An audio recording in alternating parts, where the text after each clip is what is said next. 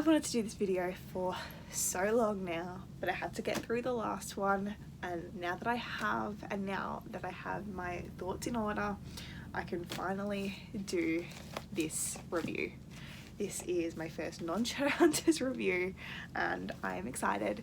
It is officially my Amanda Lovelace, the Woman of Magic trilogy poetry collection review. It's finally here. I have been mentioning it for so long, but I had to wait till Mermaid and I finally finished it the other week, and yeah. Before I get into the review, I do want to say that there are very triggering poetry in these. If you do read it, practice self-care, look after yourself. Please, it is a necessary part of life to look after yourself. So if you do read these and you do find it a little bit triggering, please do talk to someone. Just look after yourself. Put it down. You don't have to finish it. You don't even have to finish the poem.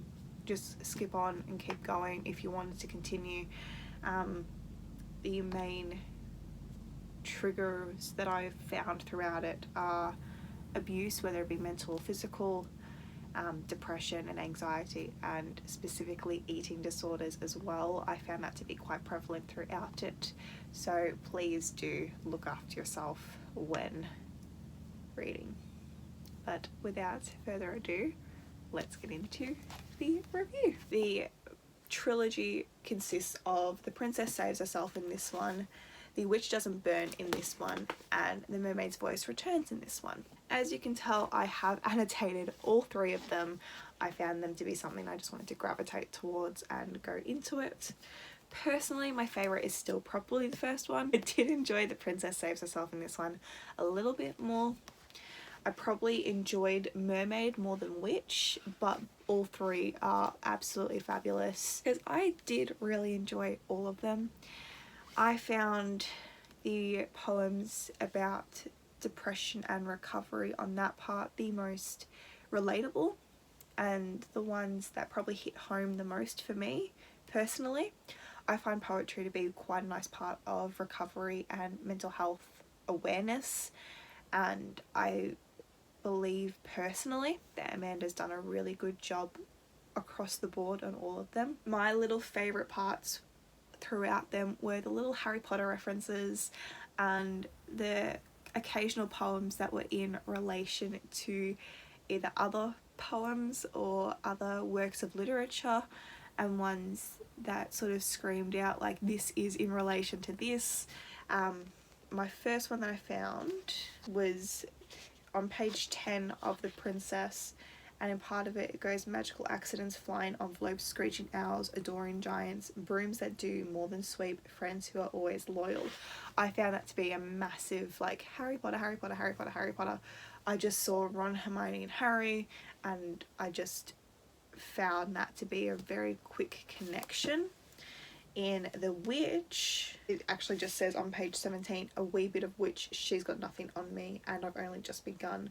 I saw it as just that inner strength of magic, personally. And then page 75 of The Mermaid, enchanted pocket watch, take us back in time to erase it all and start from scratch. This isn't that kind of fairy tale. I just saw the time turner in my head. So there are those poems that are very heartwarming in relation to other bits of literature that we've read. There are ones that go straight towards, like, the Chronicles of Narnia as mentioned in The Mermaid, and so is Ariel. One's even called Ariel. I did find some to be very, very, very heartbreaking. I'm not going to say them out loud or anything. I just wanted to gush over this poetry because I found it to be very heartwarming. My favourite part personally of The Mermaid was that last sort of probably 20 odd pages, where one page was Amanda's work and the other page was someone else's poetry. I found that to be really beautiful. Some of it was, so it was in the section The Surviving, and I found that just to be gorgeous. Even there was one by Oren Carlotto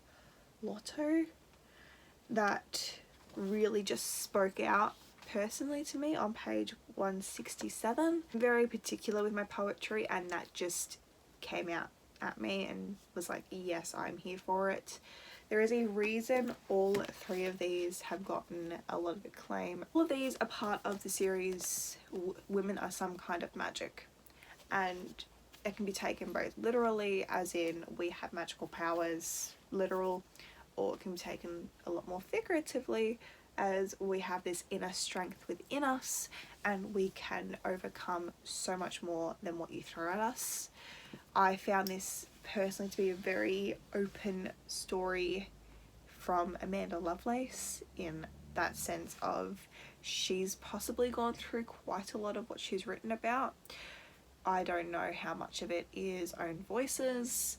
I'd hope the whole thing isn't own voices, because that just breaks my heart. When I was reading The Princess, I read it December last year, I found it to be quite moving, quite open.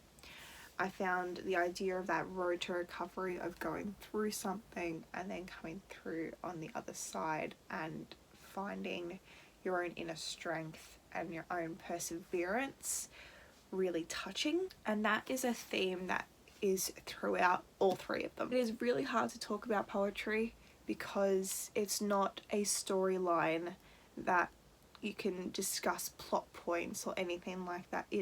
You can discuss the certain poems, or you can discuss the themes. You can try and depict your emotions when reading it, because it's not easy.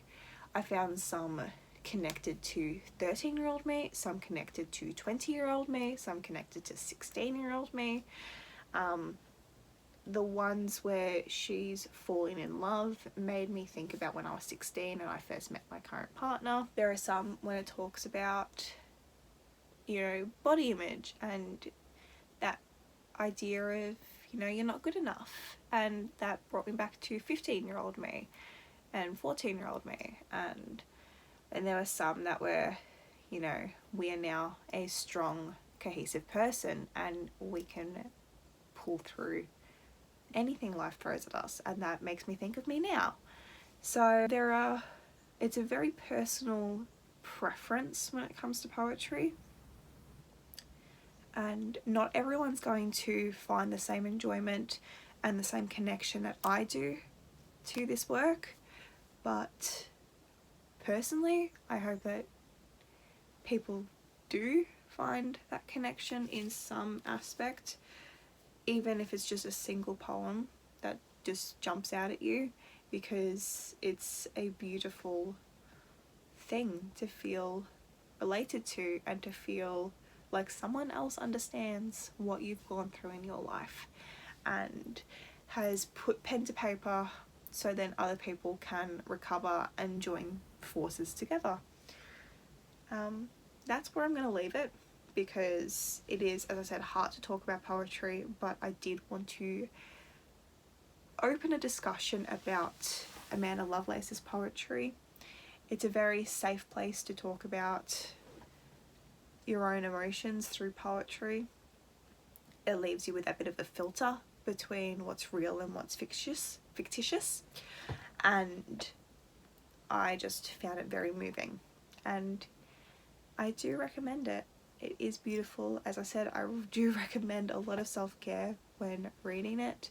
Even Amanda has a whole list at the very front of each one of them saying practice self-care, here are the triggers, look after yourself, and I love that she did that.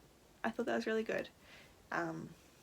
But yeah, if you've read any of them, if you have any of the same experience with other literature, do let me know, because finding that relatable connection on such a profound level is beautiful, and we all deserve to find something like that we can see ourselves in.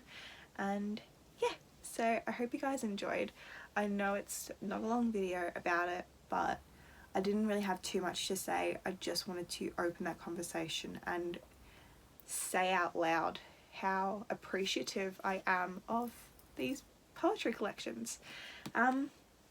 But yeah, so that's that, and I will see you guys in another video very shortly, and thanks for watching and sticking around. Bye guys.